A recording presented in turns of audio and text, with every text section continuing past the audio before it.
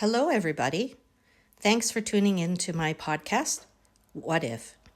I'm Nancy Fong from NYF Wealth. I'm a financial planner, and I'm here to talk about various financial matters and hope that it triggers some ideas or inspiration for you.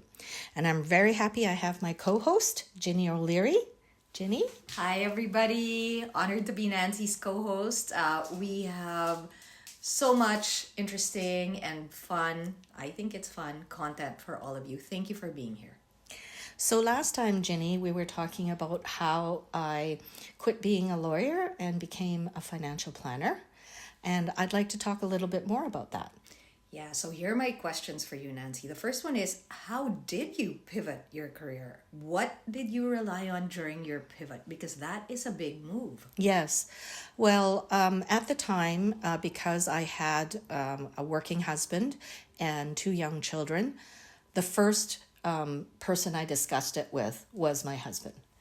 He had to be able to agree to this big change in our life and to say, okay, I can support us. So I was very fortunate that I had that to rely on. However, if I was giving advice to other women who may or may not have family to back them up, is that just like if you wanted to go back to school, right? You would have a budget and you would try to save so that in the next couple of years, you would have enough living expenses so that you could pivot. Yeah.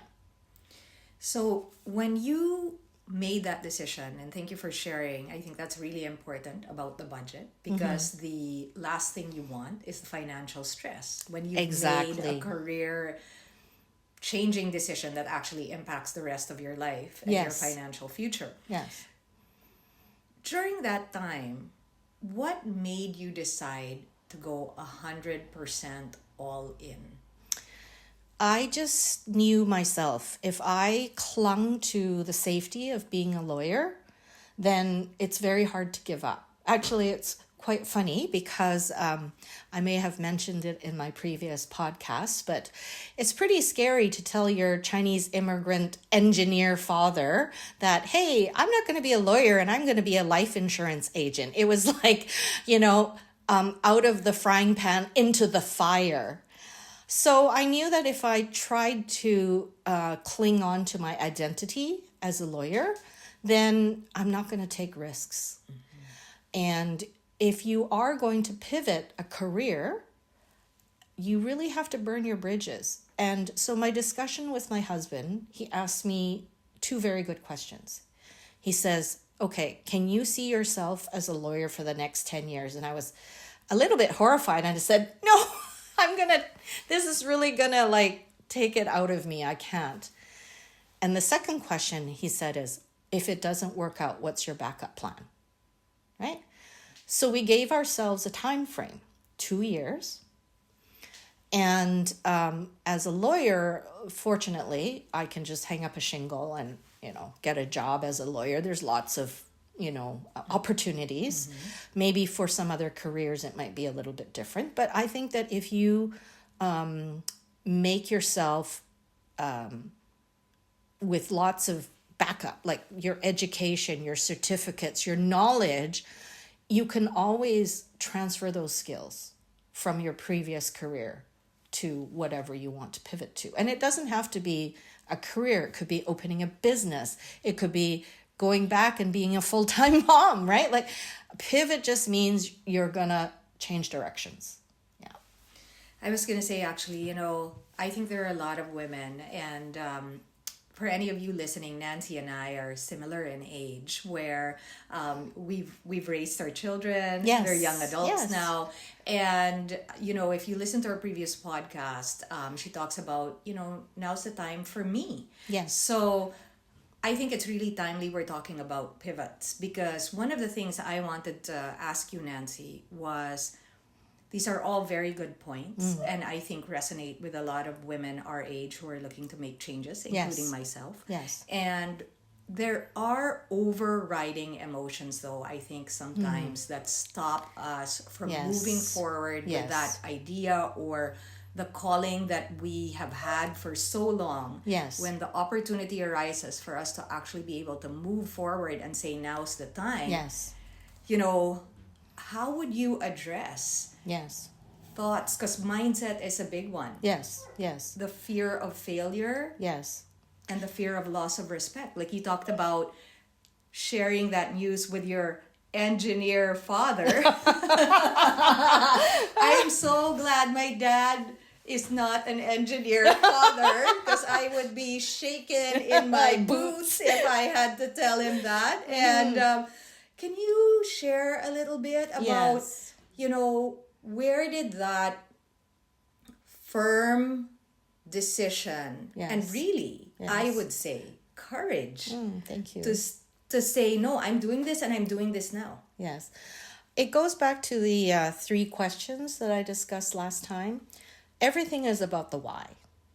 So when I had to look, say, next 3 years, what has to happen for me to say these last 3 years were a success? The main one was my kids. And I guess I came to the realization that I could either be 100% lawyer or 100% mom.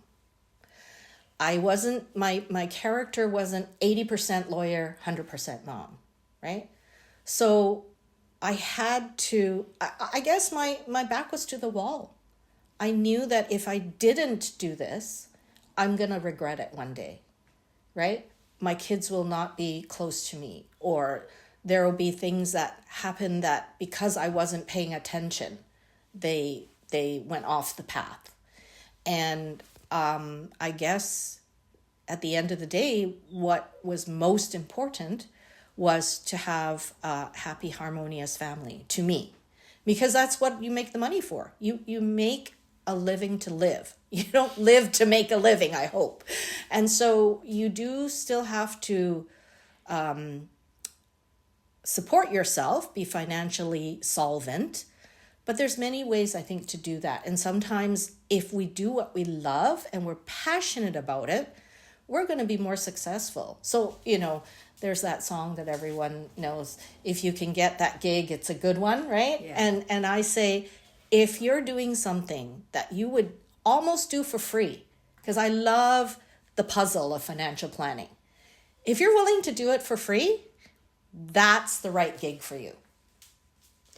Yeah, thank you so much for sharing that. And I was also going to maybe ask you, were there, and I know there are women who I believe this will resonate with.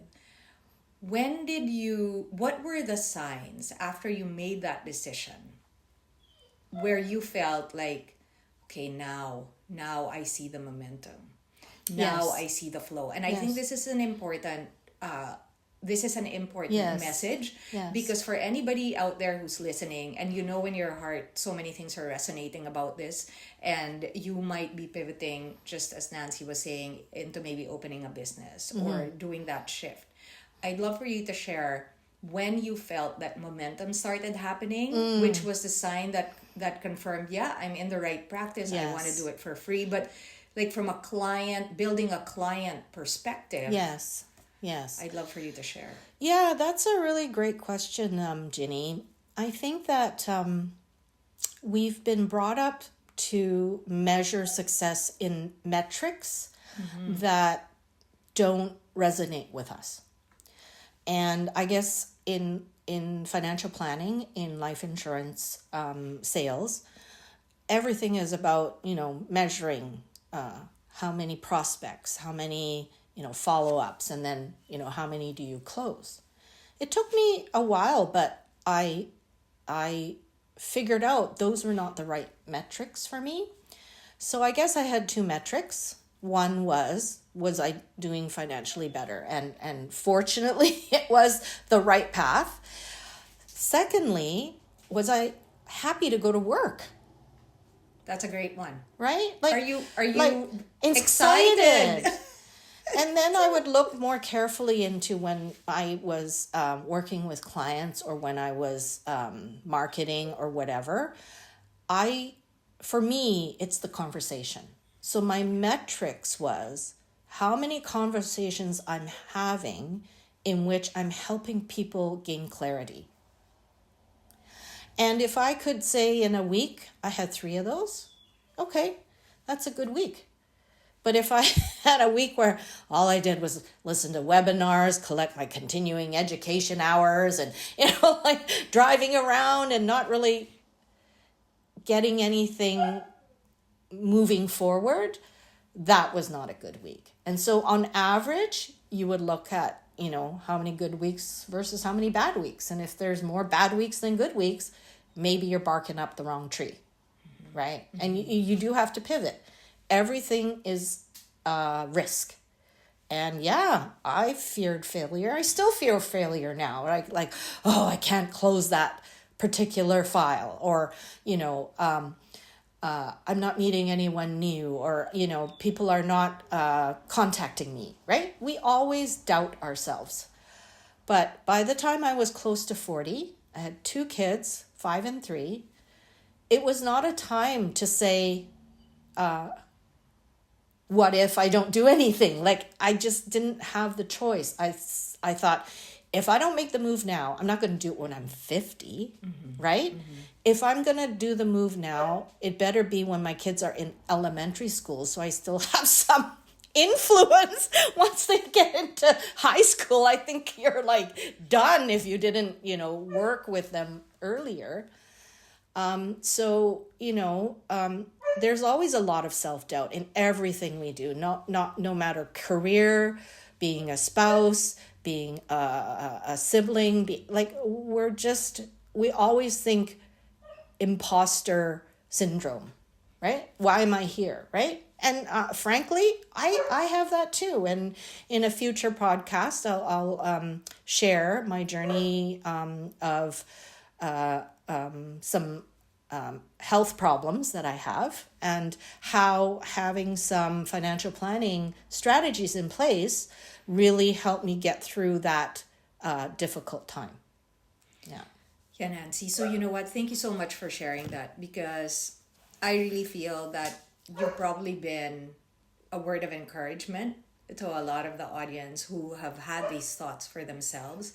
And I think also, and I will say especially for us women, I think what resonates a lot is there always going to be self-doubt? Yes. But what I love about what you shared is when you look at your metrics, especially in our industry, your quality metric, that's what I would call it, is when I'm looking at my activity in a week, how many meetings am I having or conversations where I'm moving things forward? Yes. And I would say in my own professional career at this time, because I have just done a pivot, right?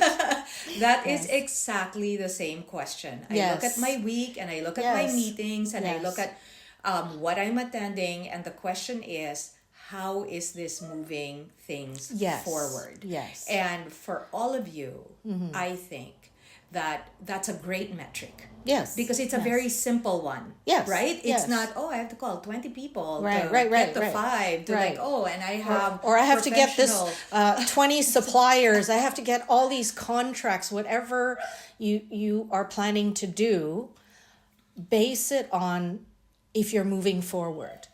And one other thing is, I'm not very good at being soft on myself. I'm pretty hard on myself. And somebody once told me, if the thoughts in your head, you said that to your friend, you probably wouldn't have a friend. But we do that, right, Jenny? Yeah, 100%. Like we're like, holy cow, you did this or you did that. But if you said that to a friend, they wouldn't be very happy with you. But you say it to yourself. So I guess I learned that in those 2 years, it looked like snail pace when I was progressing, as long as I was getting forward in the week. So I could have taken 1 step forward, 2 steps back that week. But at the end of the week, did I even get half a step further? Then that's my metric that, okay, I'm okay to keep going, right? Yeah. But I mean, I could have done that as a lawyer, but I just knew the nature of the work being so time sensitive. My children would have to come second. because your responsibility to your clients was so high. That fiduciary duty is so high. It was just too much for me at that time of my life. And so that's why I pivoted. Nancy, thank you so much. I think this is a fantastic third episode of ours. And I will say to everybody that, I think one of the most courageous things any of us can do is share our story. And it's one of the reasons I really enjoy being Nancy's co-host, because as we are having these podcast sessions, I'm learning more and more about her. Thank you, Jenny. You're so complimentary. That's why it's nice to work with you too. Good for all of our egos. And I'm hoping all of you listening, any of that self-doubt, any of that negative self-talk, take some of this genuine, well-intentioned, heart-filled advice from a strong, successful, professional woman in the industry, and be kind to yourself. Yes. So thank you for listening, everyone, and tune in for our next podcast.